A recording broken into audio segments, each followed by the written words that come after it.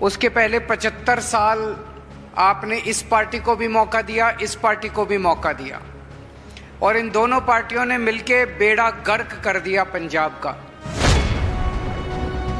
अब जब हमने संभाली सरकार तो पता चला कि पंजाब का कितना बुरा हाल था। आप लोगों से छिपाने कुछ भी छिपा हुआ नहीं है।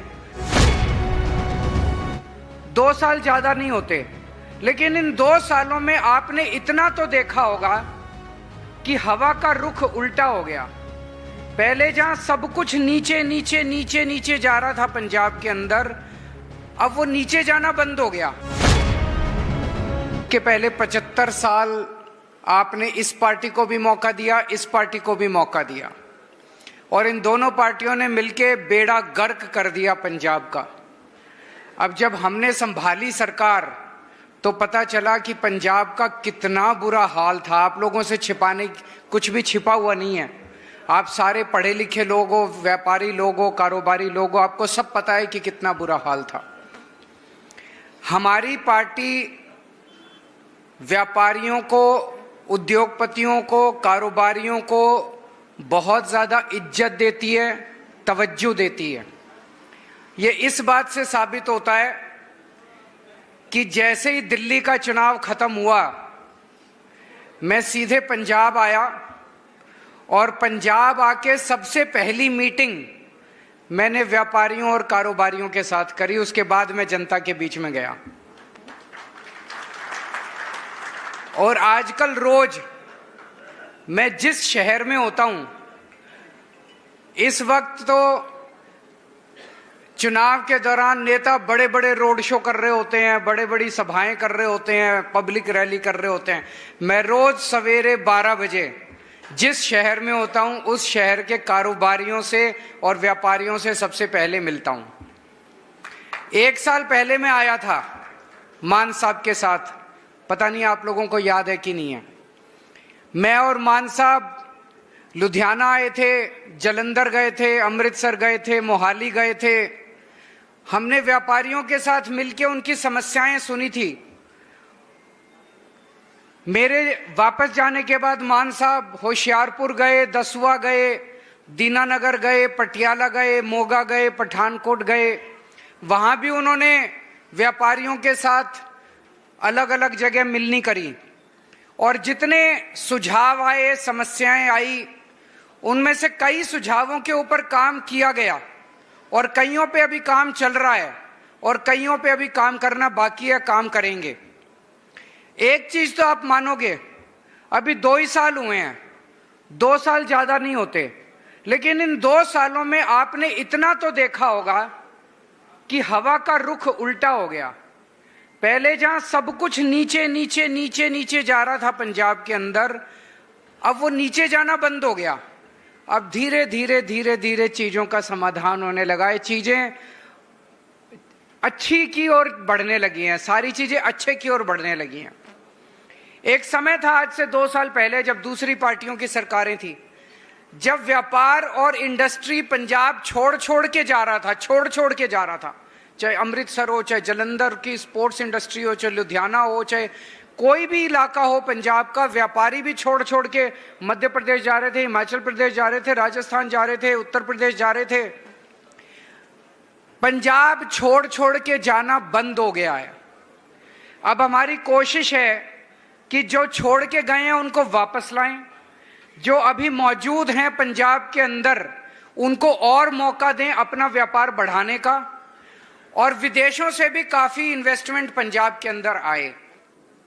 पिछले 2 साल में इस दिशा में काफी कदम उठाए गए हैं, विदेशों से भी और हमारे देश से भी बहुत बड़ी बड़ी इंडस्ट्री अब पंजाब के अंदर इन्वेस्टमेंट करने को तैयार हुई है। पिछले 2 साल में लगभग 56,000 करोड़ रुपए का इन्वेस्टमेंट पंजाब में शुरू हो गया है। जमीन खरीद ली गई है।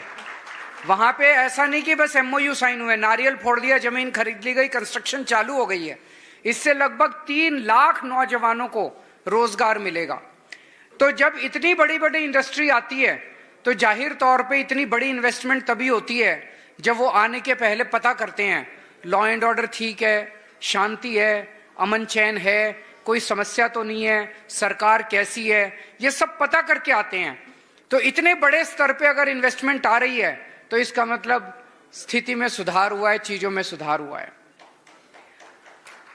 2 साल पहले जब हमारी सरकार बनी, हम कई वादे करके आए थे, उन वादों पे भी काम शुरू हुआ। उसमें सबसे बड़ा वादा था आपकी बिजली मुफ्त कर देंगे। आप लोगों के घर की बिजली मुफ्त हुई? हो गई? मैं जानता हूं अब अगला कहोगे कि हमारी कॉमर्शियल और इंडस्ट्रियल भी कम करो, वो भी करेंगे, वो भी करेंगे,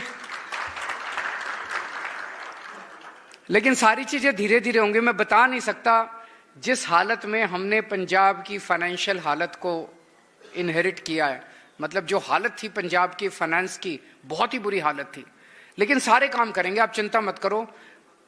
हम पढ़े लिखे लोग हैं, फाइनेंस भी समझते हैं, कैसे लाना है पैसा, कहां से लाना है पैसा, वो भी समझते हैं। तो बिजली मुफ्त कर दी, ये बहुत बड़ी बात है। पूरे देश में 2 राज्य हैं केवल जहां आम आदमी पार्टी की सरकार है, और इन्हीं 2 राज्यों में, दिल्ली में और पंजाब में, आज बिजली मुफ्त मिल रही है। मोहल्ला क्लिनिक बने आप लोगों के यहां कहीं पे? बने हैं? अच्छे हैं? दवाइयां मिलती हैं? डॉक्टर आते हैं, अच्छा इलाज करते हैं? ये मोहल्ला क्लिनिक पूरी दुनिया के अंदर प्राइमरी हेल्थ केयर का मॉडल है। पूरी दुनिया से देखने के लिए आते हैं, पंजाब में भी आने लगे हैं लोग, दिल्ली में भी आते हैं। अब स्कूल भी ठीक करने लगे हैं हम लोग। स्कूल ऑफ एक्सीलेंस कई सारे बन गए अब पंजाब के अंदर, जहां पे प्राइवेट स्कूलों से निकाल के, मैं और मान साहब जब उद्घाटन करने गए कुछ स्कूलों का, हमने बच्चों से पूछा बच्चे कहां से पढ़ते थे इसके पहले। कई बड़े बड़े प्राइवेट स्कूलों से निकाल कर लोग अपने बच्चों को सरकारी स्कूल में भर्ती करा रहे हैं। ये सारी चीजें मैं ये नहीं कह रहा कि सब कुछ ठीक हो गया। बिजली ठीक की है, जगह जगह मोहल्ला क्लिनिक बनने चालू हो गए, 800 से ज्यादा बन गए, लेकिन पूरे पंजाब में बनाने हैं। स्कूल अच्छे करने चालू कर दिए, लेकिन पूरे पंजाब के सारे 20,000 स्कूल अपने को ठीक करने हैं। सारे पंजाब के स्कूल ठीक करने हैं, सड़कें ठीक करनी है, पानी ठीक करना है, सीवर ठीक करना है, सफाई ठीक करनी है, सारी चीजें करेंगे, भरोसा रखिए। 1 साल पहले जब मैं आपके बीच में आया था, मैंने आपको कहा था ना हम वोट मांगने आए हैं, ना हम आपसे चंदा मांगने आए हैं, हम आपकी समस्याएं सुनने आए हैं। आज मैं आपसे कुछ मांगने आया हूं, आपका वोट मांगने आया हूं आज मैं आपसे। ये सेंटर के चुनाव हैं, अभी सेंटर में हम लोग कमजोर हैं।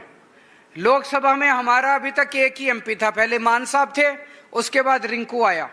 एक एमपी से काम नहीं चलता। अगर हमारी सेंटर के अंदर पावर आएगी, अगर हम केंद्र के अंदर मजबूत होंगे, लोकसभा के अंदर अगर हमारे एमपी आएंगे तो हमारे भी हाथ मजबूत होंगे। सेंटर के साथ 100 मसले होते हैं, सारे मसले स्टेट के लेवल पे नहीं होते, 100 मसले होते हैं। वो मसलों का हल तभी निकलेगा, हम सेंटर के साथ तभी संघर्ष कर पाएंगे, लड़ पाएंगे, आपके पंजाब के हक ला पाएंगे, जब हमारे हाथ मजबूत होंगे। आज मैं आपसे विनती करने के लिए आया हूं कि ये 13 की 13 सीट एक भी कम नहीं चलेगी। 13 की 13 सीट आप आम आदमी पार्टी को दीजिए, ताकि हम केंद्र से आपके हक लेके आ सकें।